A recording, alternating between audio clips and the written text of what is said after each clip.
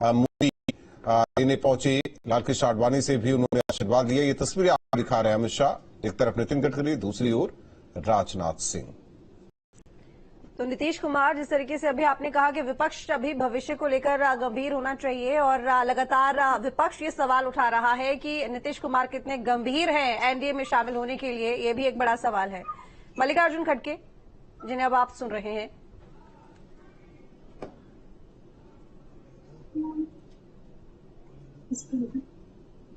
आए हैं, लेकिन मैं राज्यसभा में लीडर ऑफ अपोजिशन रहने के नाते मुझे ये ड्यूटी करना पड़ता है, इसीलिए ये रिस्पॉन्सिबिलिटी मैं निभा रहा हूं। मोदी जी को शुभकामनाएं देंगे, आज शपथ ले रहे हैं, तीसरी बार शुभकामना देंगे। मिले तो देखेंगे। Thank you sir. मल्लिकार्जुन खड़गे निकल रहे हैं राष्ट्रपति, यानी कि सुधा जी उम्मीद कर रहे हैं कि मोदी चलकर आएंगे और मुलाकात करेंगे खड़गे साहब से, तब वो शुभकामना देंगे।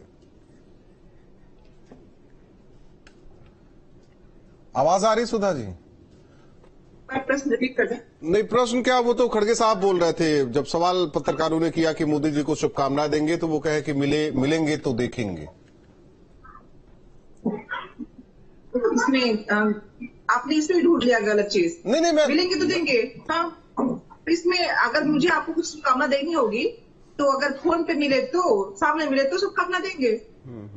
इसमें हर चीज में चूंकि ढूंढना है। अभी हमारे वरिष्ठ पत्रकार जो भाई बैठे हुए हैं, अरविंद जी नाम है उनका। अरविंद जी, हाँ, अरविंद जी को दिख नहीं रहा है इसलिए मैं नाम नहीं देख पा रही। तो अरविंद जी से बिल्कुल विपक्ष के लोगों को ही सब कुछ समझना चाहिए। जी। पक्ष में बैठा हुआ व्यक्ति कुछ भी कहे, उस पर बिल्कुल ध्यान देने की जरूरत नहीं है, क्योंकि विपक्ष वाले सरकार चलाते हैं, उनकी जिम्मेदारी होती है सबको साथ लेके चलने की। तो विपक्ष के लोग ये बात पूरा ध्यान रखेंगे कि चूंकि काम हमें करना है, चीजें हमें तय करनी है, तो हम पूरी सहूलियत से सबको लेके साथ चले।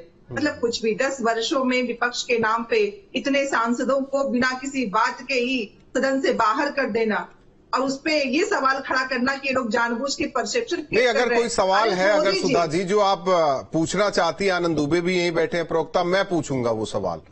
अगर आपके सवाल को अनसुना भी करते तो मैं पूछूंगा, आप जरूर पूछिए। पूछना ही नहीं है, सदन नहीं है, लेकिन जो मैं बात कह रही हूँ कि सारी बातें सब कुछ ठीकरा विपक्ष पे रख के आप प्रश्न पूछने का पहले दे तो मौका, और परसेप्शन हम क्रिएट कर रहे हैं। पिछले 10 वर्षों में परसेप्शन क्रिएट करके आपने सरकार चलाई, आपने विपक्ष से पूछा नहीं, और आप कह रहे कि हमने परसेप्शन क्रिएट किया और लोग मान गए।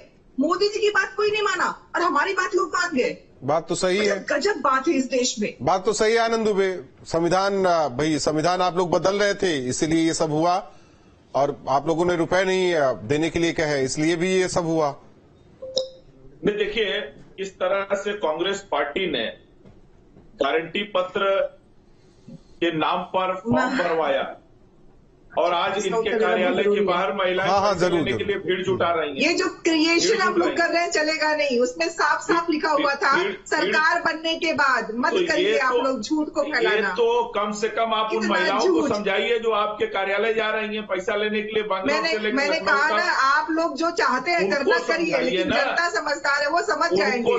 सरकार बनने के बाद उनके बैंक में पैसे जाएंगे। लेकिन देखिए आनंद दुबे, ये बात गलत है। विपक्ष की आवाज नहीं दबानी चाहिए आप लोगों को। अब तो मुखर रहेंगे विपक्ष वाले। अच्छा, अभी मल्लिकार्जुन खड़गे जी का जितना मैं सुन पाए, चूंकि मुझे लग रहा लेट से आपके यहाँ कटा था, उनसे पूछा गया कि आप जा रहे, तो उन्होंने क्या कहा, मैं लीडर ऑफ अपोजिशन हूं राज्यसभा में, तो मुझे तो जाना ही है, उस ड्यूटी की वजह से मैं जा रहा हूं। मतलब उन्होंने स्पष्ट किया है कि वो कांग्रेस अध्यक्ष के रूप में वहां नहीं जा रहे हैं।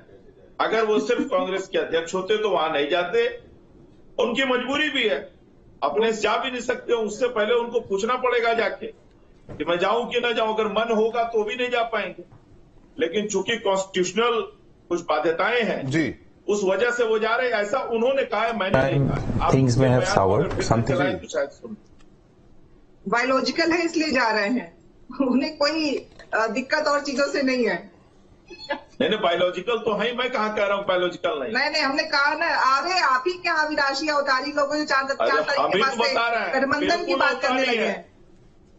बिल्कुल अवतारी है, कह तो रहे हैं। मैंने कहा ना, जनता ने इसीलिए तीसरी बार बैठाया है भाई, क्योंकि जनता के दुख दर्द को उन्होंने जनता ने गिराया है। आप 10% काशी में देखिए, जाके काशी में देखिए, जनता ने नकारा है। जनता ने गिरा दिया इसलिए वो प्रधानमंत्री बन रहे हैं। बिल्कुल। और आपको जिता दिया इसलिए आप प्रधानमंत्री बन रहे, बैसाखी की सरकार चल रही है।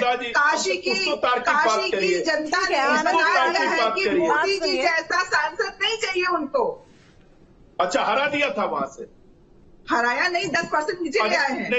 जो मार्जिन है हार का देखिए, नहीं अजय राय जी तो देखिए तस्वीर आ रही है बांग्लादेश की राष्ट्रपति, पूरा देश तस्वीरें दिखा रहे हैं। कितनी खूबसूरत तस्वीरें आ रही है। आप मेहमान सभी ये तस्वीरें देखिए, आप सभी मेहमान ये तस्वीरें देखिए, कितनी खूबसूरत तस्वीर देखिए। अलग अलग प्रांतों से लोग आए हैं, 8,000 से ज्यादा मेहमान, और हमारे जो पड़ोसी मुल्क हैं वहां के भी मेहमान, राष्ट्राध्यक्ष वो इस शपथ ग्रहण समारोह में पहुंचे हुए हैं।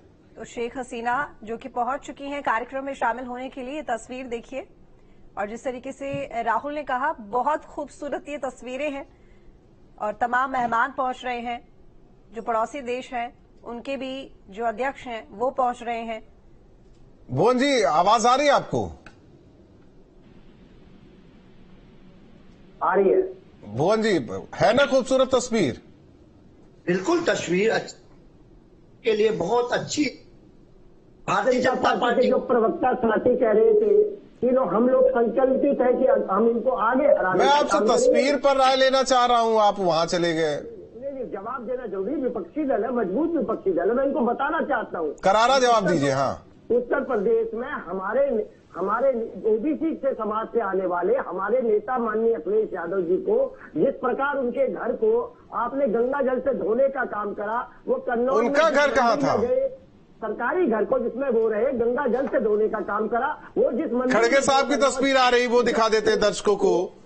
वो जिस मंदिर में गए, उस कन्नौज के मंदिर को आपने धोने का काम करा।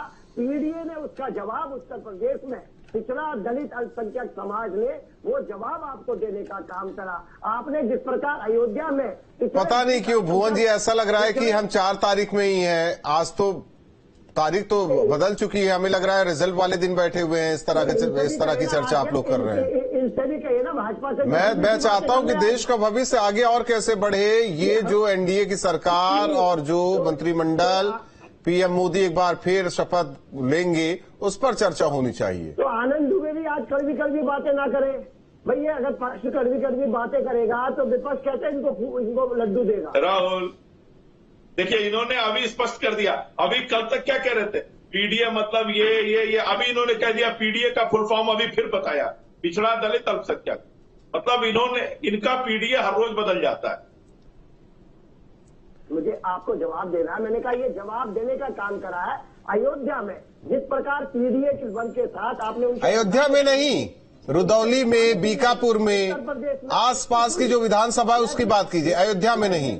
गलत तर्क दे रहे हैं आप, गलत तर्क दे रहे हैं आप। पूरे प्रदेश में करने का काम करा। हाँ। अयोध्या जिस प्रकार दुकानों से उनका रोजगार, नहीं, गलत है,